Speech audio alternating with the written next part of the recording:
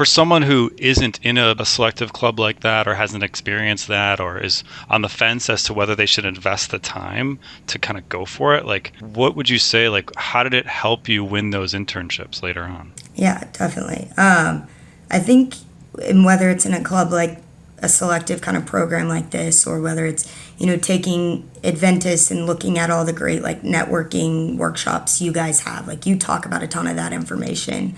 Or I'm sure most schools have like clubs on campus, and South Carolina has a ton that I had leadership positions in and things like that.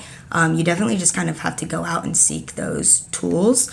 And whether that's from a selective program or any other mechanism, it's incredibly important. Learning the interview skills, how to network, especially if you don't come from a family or a school that ingrains it in you. You kind of have to take that step forward and do the best you can to learn.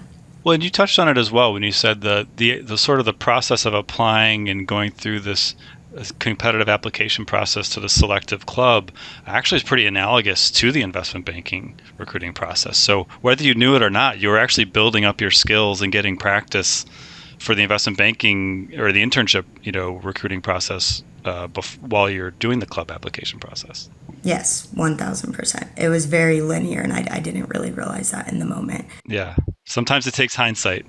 Yes. I was like, oh, I can reach out to strangers that I don't really know that were a year older than me, or, okay, so now I can reach out to USC alum that's just graduated. Hmm. Kind of like even those sort of things just build your confidence. And again, especially if you don't come from a family that does it or whatever, you have to learn it on your own, but super similar.